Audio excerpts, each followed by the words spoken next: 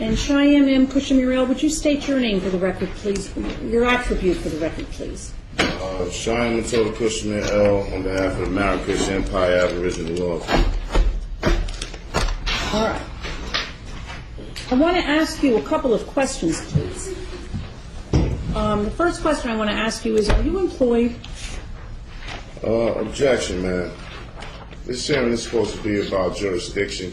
This court has no jurisdiction. The court has no jurisdiction to determine its own jurisdiction for a basic issue in any case before a tribunal. Well, if I have no jurisdiction to determine my own jurisdiction, how are you going to get that issue resolved? Listen, this case in this courtroom is a culpable, incompetent court of jurisdiction. You can't, according to federal case law, you can't set another hearing to reach and determine your own jurisdiction. As I've stated for the record plenty of times, I'm only having threat, duress, or coercion, and because the prosecution falsely holds my property, and I'm here to clarify that matter. Other than that, I'm here under threat, duress, or coercion. It is completely against federal case law. It has power to act, and a court must have the authority to decide that question in the first instance. That's Rescue Army versus Municipal Court of Los Angeles. A departure by a court from the recognized and established requirements of law, however close apparent adherence to mere form and method of procedure, which has the effect of depriving one of a constitutional right, is in excess of jurisdiction. You have the flag right behind you, ma'am. May I interrupt you for a moment, please? You may not, ma'am. Then Objection. would you, when you're done speaking, would you let me know so that I can ask a question? I'm not obligated to answer any questions, so I have no intentions of answering any question. Well, I'll ask it anyway, and then I'll ask it anyway, and you can decide what you want to say. Thus, where a judicial tribunal has no jurisdiction of the subject matter on which it assumes to act, its proceedings are absolutely void in the fullest sense of the term, Dillon versus Dillon. Courts enforcing mere statutes, as it is to my understanding, that this is a statute, not a constitutional violation of law. In fact, one of the hearings I had with you, you said people are not charged with constitutional violations. I don't understand how you could be enforcing statutes and you have the U.S. flag behind you, as if you hadn't taken an oath to uphold the Constitution. Courts enforcing their statutes do not act judicially, but merely ministerially. Thus, no judicial immunity, and unlike courts of law, do not obtain jurisdiction by service of process, nor even arrest and compelled appearance. Boswell versus Otis. I've been here 3 or 4 times under threat, duress, or coercion. Prosecution doesn't even have folders in front of him. He has no objections. He has nothing to say. He cannot prove jurisdiction. This court should have been dismissed this case. This is a culpable court of incompetent jurisdiction. The fact that petitioner was released on a promise to appear before a magistrate for an arraignment, that fact is circumstance to be considered in determining whether the first instance there was a probable cause for the arrest. Monroe versus Popper. There is no discretion to ignore the lack of jurisdiction. Court must prove on the record all jurisdiction facts related to the jurisdiction asserted.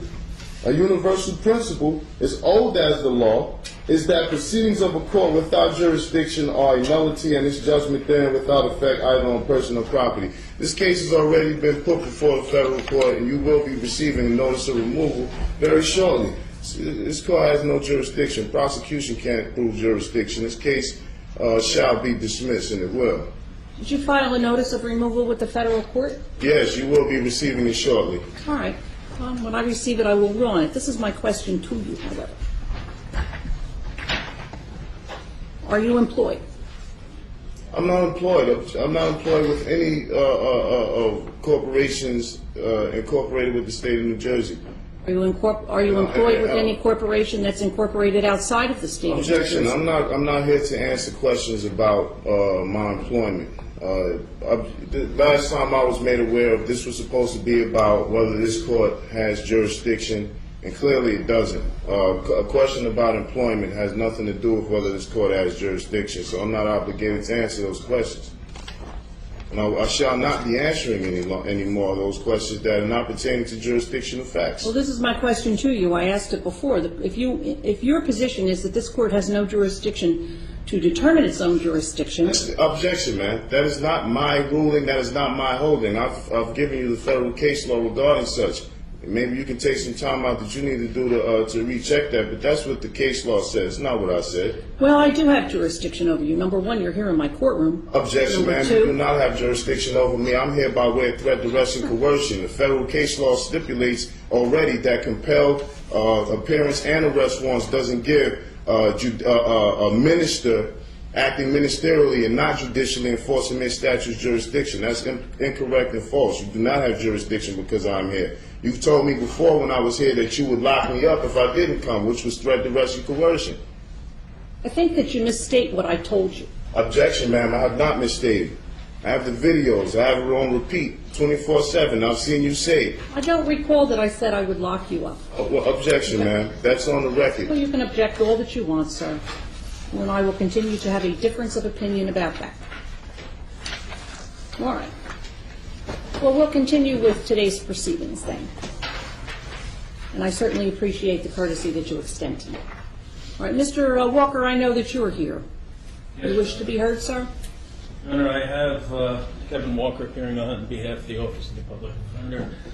We did receive after the last hearing a court order directing the Office of the Public Defender to represent this defendant. I did file a motion for reconsideration, noting that there has been no indigency determination, which is an essential component of our appointment. So I would ask respectfully that an indigency determination be made at this time, and absent that the earlier order directing me to represent this defendant be vacated. All right, thank you. Do you wish to be heard on the issue, Mr. Luciano? I don't, Judge. All right. I have inquired of Cheyenne Mutada Kushamurel concerning his employment. He tells me he is not employed in the state of New Jersey by any corporation, and therefore I determine that he does not have the present ability to pay for counsel to proceed in this matter. Objection, ma'am. I don't know this gentleman. I haven't made any contracts with the Public Defender's Office. I don't know what that was an attempt to do, but he does not have the authority to speak for me.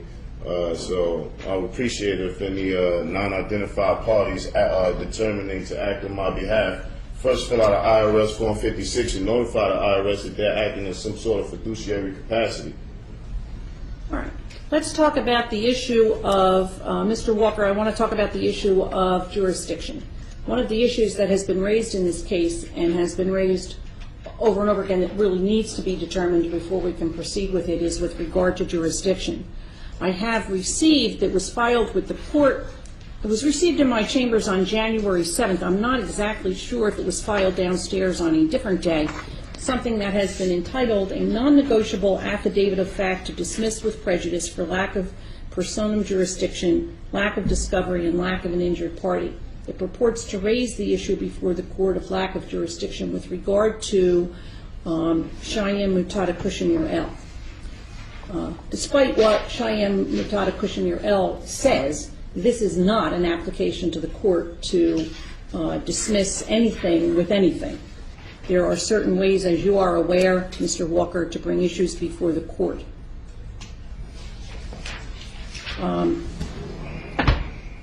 What we need to do is have the issue brought before the court properly by way of a notice of motion. I don't even know if Mr. Luciano got a copy of this, but certainly you know that any motion filed has to be served on the prosecutor. How much time does your office need in order to do that?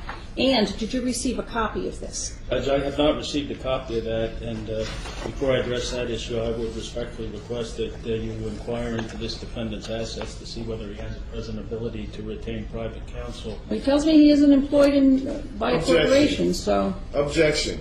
This is obscene. Sir, this is a conversation that I'm having with Mr. Walker, not with you. This is and he the cannot way you speak didn't for want me, me man. to interrupt you, I would like you not to interrupt me or Mr. Walker.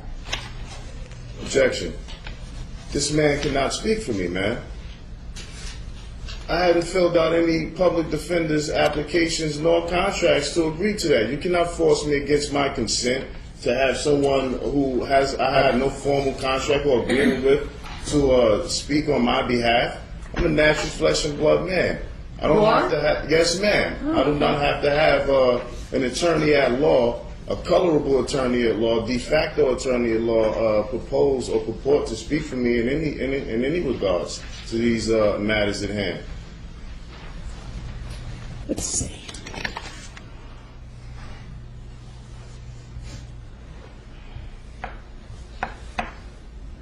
March 23rd, sufficient time, Mr. Walker? I think so, Judge. All right.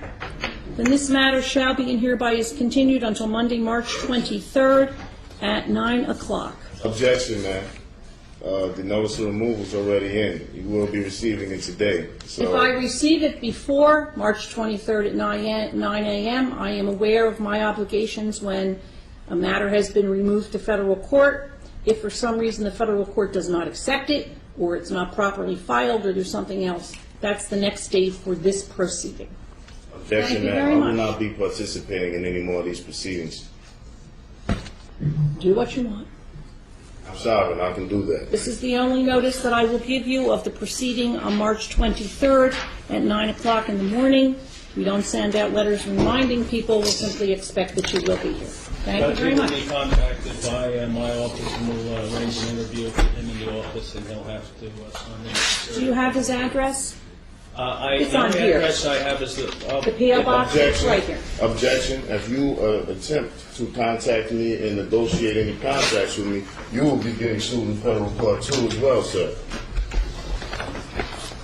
All right. Thank you very much.